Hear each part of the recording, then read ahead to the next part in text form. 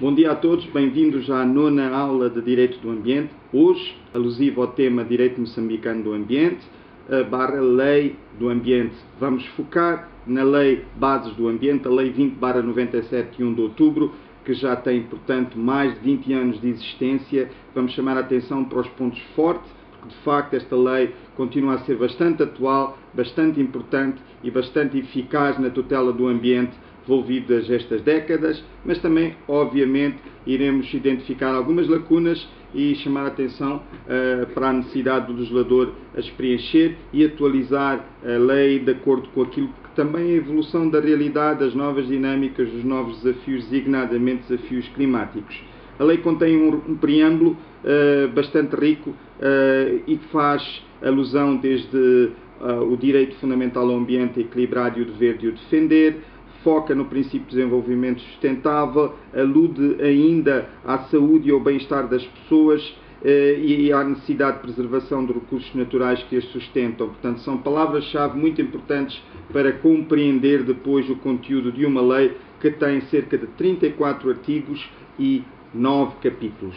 Vamos correr a lei nos aspectos essenciais, chamando desde logo a atenção para o facto de, no capítulo 1º, que inclui o artigo 1 sobre as definições, o artigo 2º sobre o objeto, o artigo 3º sobre o âmbito e o 4º sobre os princípios fundamentais, para o facto de conter efetivamente diversas noções que são essenciais nos trabalhos que viemos a fazer, desde a resolução de estudos de caso, passando por relatórios, incluindo trabalhos de fim de curso, artigos científicos. Portanto, é bastante crucial que olhemos para o artigo 1 sobre as definições, que saibamos utilizar no ponto ótimo, na hora H, algumas destas definições para produzir melhores resultados naquilo que é a nossa intervenção.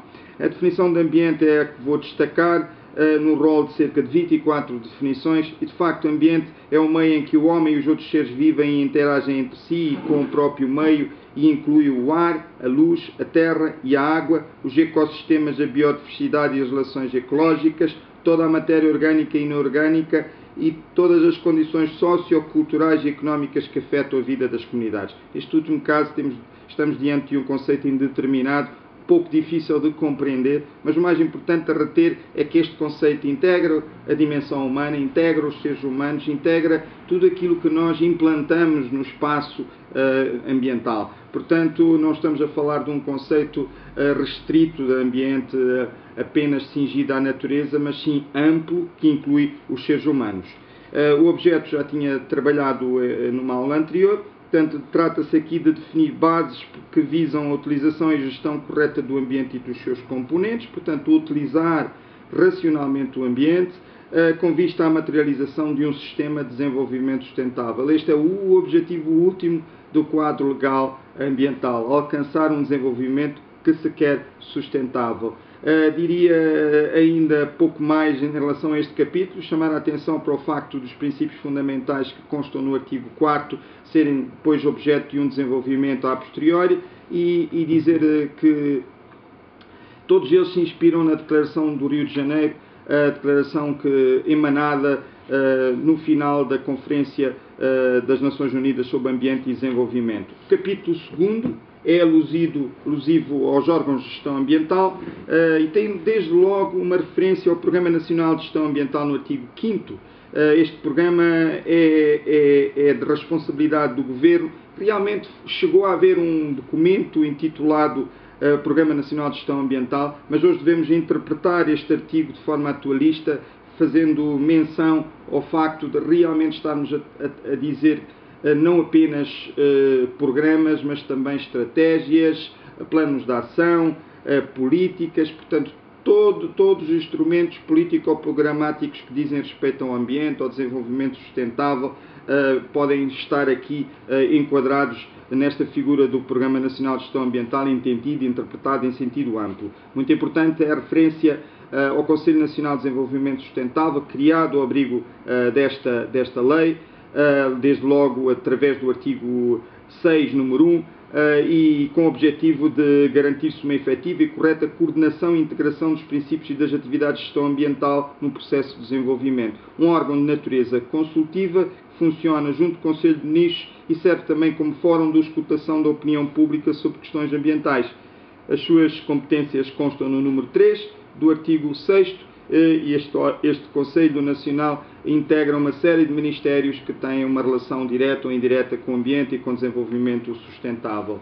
O artigo 7º versa sobre os órgãos locais e, realmente, a nível local, hoje, ao abrigo também da revisão realizada na Constituição da República via Lei 1/2018, nós temos não só as autarquias locais, portanto remete-se aqui para a legislação específica sobre autarquias locais, mas também os órgãos de governação descentralizada de nível provincial e de nível distrital, que ambos têm um papel-chave em matéria ambiental no contexto, no âmbito local.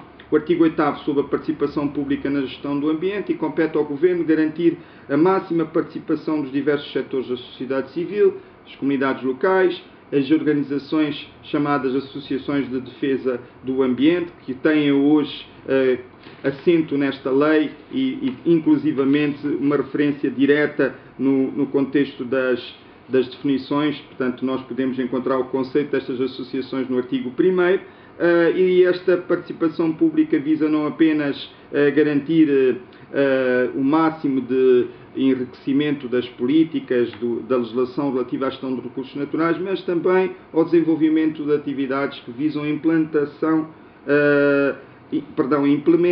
do Programa Nacional de Gestão Ambiental.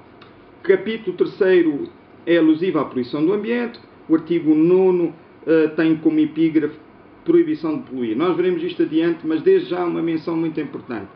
Realmente, este artigo, no número 1, consagra uma cláusula geral de proibição de toda e qualquer atividade que cause degradação do ambiente fora dos limites legalmente estabelecidos. Quando nós lemos o número 1 do artigo 9, no início há efetivamente aqui um trabalho relacionado com poluição. Portanto, não é permitida no território nacional a produção, o depósito no solo e no subsolo, o lançamento para a água ou para a atmosfera de quaisquer substâncias tóxicas e poluidoras. Portanto, até aqui a primeira parte do número 1 do artigo 9 indica-nos uma proibição de poluir. Contudo, logo a seguir, portanto, vejam bem, assim como a prática de atividades que acelerem a erosão, a desertificação, o desflorestamento ou qualquer outra forma de degradação do ambiente fora dos limites legalmente estabelecidos. Portanto, o correto seria, de facto, consagrar formalmente, logo na epígrafe, uma cláusula geral de proibição de atividades que causem degradação ambiental, para além da poluição, portanto, muito além da poluição, fora dos limites legalmente estabelecidos. Muito importante referir que em Moçambique não é proibido poluir, é sim proibido poluir fora dos limites legalmente estabelecidos. E tecnicamente e juridicamente esses limites denominam-se padrões de qualidade ambiental, estão aqui consagrados no artigo 10º, imediatamente a seguir, e definidos no artigo 1º, número 19 da Lei do Ambiente.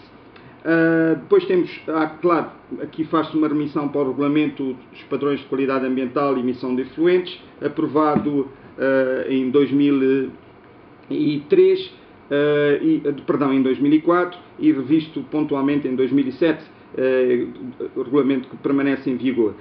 O capítulo 4 versa sobre as medidas especiais de proteção do ambiente e desde logo tem o artigo 11º com a epígrafe proteção do património ambiental, e quando nós começamos a ler o artigo percebemos desde logo que há uma menção direta ao património cultural também. Portanto, não está só em causa o património ambiental, mas também o património cultural, desde logo por causa da opção feita pelo legislador na definição de ambiente.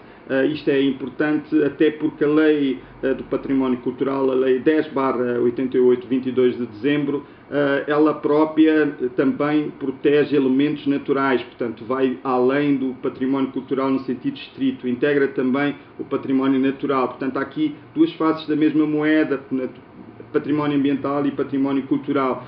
Se nós pensarmos desde logo num lugar que constitui hoje património mundial, que é a ilha de Moçambique. A ilha é extraordinariamente valiosa, não apenas pelos edifícios antigos e pela história associada, mas também pela paisagem, pelos elementos naturais que lá encontramos, pela riqueza ambiental que nós temos na ilha e nos arredores da mesma ilha. O artigo 12º versa sobre a proteção da biodiversidade, portanto é uma cláusula geral de tutela da biodiversidade. Nós falaremos longamente nos próximos capítulos, portanto não iremos aqui fazer mais do que remeter o artigo 12 para a legislação específica, portanto, e começando pela Lei de Conservação da Biodiversidade, a Lei 16/2014, revista pela Lei 5/2017, a revista e republicada. O artigo 13º é sobre as áreas de proteção ambiental e atenção que este artigo foi derogado pela mesma Lei de Conservação da Biodiversidade. O artigo 14º sobre a implantação de infraestruturas, portanto aqui trata-se de uma cláusula geral que proíbe a implantação de infraestruturas habitacionais ou para qualquer outro fim, que pela sua dimensão, portanto, tamanho, natureza, tipo de infraestrutura ou localização, portanto, área sensível, provoca um impacto negativo significativo sobre o ambiente, o mesmo se aplicando à deposição de lixos ou materiais tóxicos.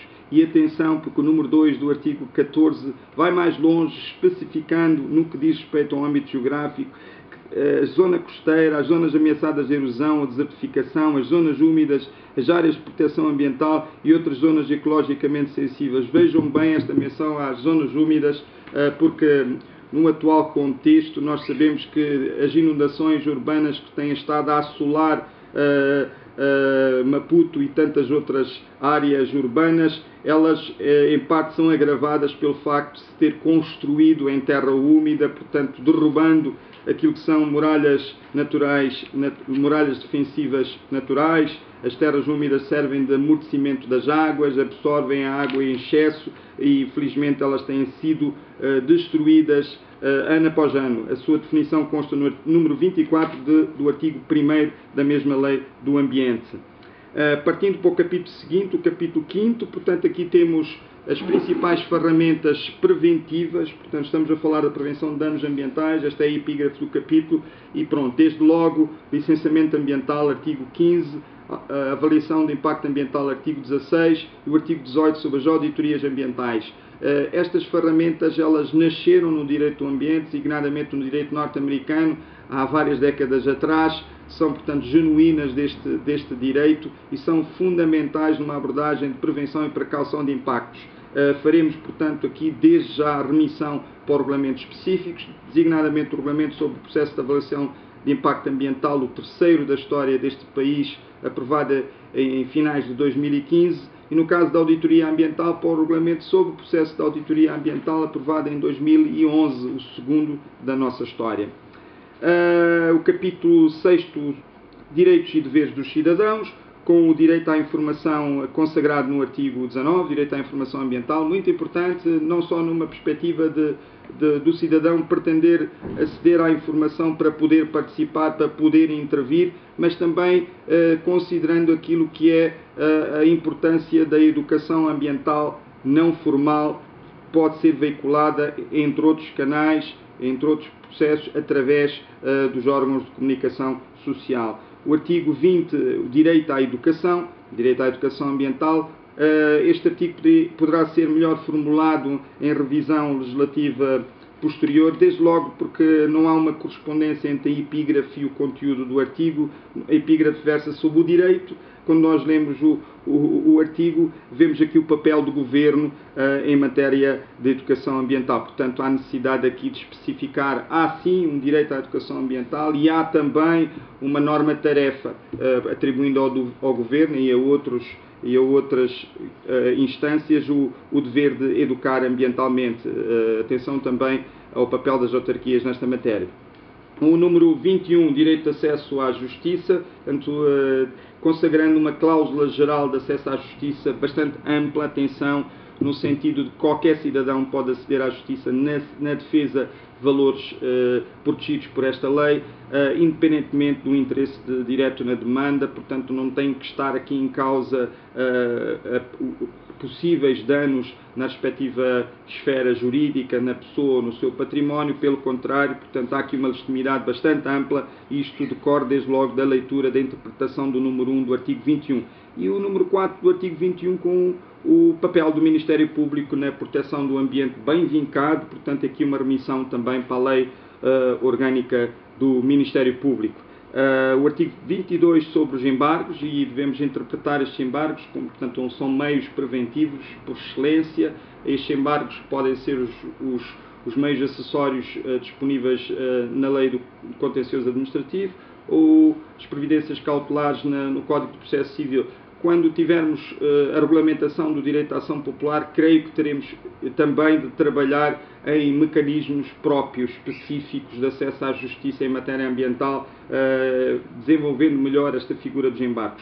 Depois temos a obrigação de participação de infrações no artigo 23, muito importante. Ainda ontem uma cidadã falou comigo porque tomou conhecimento de uma infração na costa de Pebane, na matança de uma tartaruga, espécie protegida no nosso direito, e durante as horas seguintes foram horas de encaminhamento do caso às autoridades, mais concretamente ao Ministério Público da província da Zambésia. Portanto, há aqui um exemplo muito importante e é esta a nossa atitude correta. Portanto, isto decorre desde logo do artigo 90, número 1, que consagra o direito ao ambiente equilibrado e o dever de o proteger. Portanto, há aqui uma consequência imediata. Portanto, este dever significa, entre outros aspectos, participar de qualquer infração que tenhamos conhecimento. Temos o artigo número 24 com a obrigação de utilização responsável dos recursos, não há muito a dizer sobre isso. Entramos depois no capítulo 7º com a responsabilidade, infração e sanções. O artigo 25 consagrando o seguro de responsabilidade civil. Este artigo, infelizmente, ainda não foi objeto de regulamentação, portanto, há aqui uma lacuna que o legislador deverá considerar. E o artigo 26 consagrando, em matéria ambiental, a regra da responsabilidade objetiva. Este é outro aspecto que merecerá uma atenção em futura revisão legislativa, portanto, revisão da Lei do Ambiente, porque a formulação do artigo em si torna difícil o acionamento da responsabilidade objetiva, que, conforme sabemos, no Código Civil constitui a exceção à regra da responsabilidade subjetiva no contexto da responsabilidade civil. Porém, esta formulação, conforme veremos em sede própria em aula sobre a responsabilidade e o acesso à justiça, esta formulação condiciona bastante o acesso à justiça. O artigo 27 contém a alusão aos crimes e contravenções ambientais. Sou da opinião de que todo o capítulo poderia ser melhor formulado no sentido de começarmos com a responsabilidade administrativa, com estas contravenções ambientais, porque o regime regra, se todos os regulamentos da Lei do Ambiente contêm a responsabilidade administrativa como regra, nós encontramos também em leis complementares e respectiva regulamentação a responsabilidade administrativa como regra. Pronto, em relação aos crimes, portanto, faz-se aqui também uma menção à previsão em legislação específica, mas estamos diante da última ratio. Portanto, em termos de estrutura lógica, começaríamos na responsabilidade administrativa, depois trataríamos a responsabilidade civil e, por fim, a responsabilidade criminal, que é hoje objeto de tratamento no Código Penal, na Lei de Conservação da Biodiversidade, na Lei do Mar e em mais alguns instrumentos legislativos. O capítulo 8º versa sobre a fiscalização ambiental, prevendo, desde logo no artigo 28, a figura dos agentes de fiscalização ambiental. Esta figura tem que ser interpretada em sentido amplo, porque estamos a falar não apenas dos agentes da Agência Nacional de Qualidade Ambiental, AQUA, a instituição tutelada pelo Ministério da Terra e Ambiente, mas também todos os outros atores, designadamente a PRM, os fiscais nas áreas de conservação, tutelados pela ANAC, os polícias comunitários, etc. Temos um dever de colaboração no artigo 29, temos a participação das comunidades no artigo 30 e incluindo a previsão da figura de agentes de fiscalização comunitária, que muita falta faz, e por fim o capítulo 9 com a referência aos incentivos no artigo 31, artigo não regulamentado, atenção, e de facto fazem falta estes incentivos fixados por lei, que podem ser económicos ou não apenas, com vista a encorajar a utilização de tecnologias e processos produtivos ambientalmente sãos. o artigo 32 sobre a legislação setorial, portanto há uma remissão para a legislação de cada setor que contém normas ambientais, e o artigo 33, uma legislação complementar, portanto compete ao Governo adotar medidas regulamentares necessárias à efetivação da presente lei, e o artigo 39 sobre a vigência. Portanto, em suma, aqui temos a Lei do Ambiente.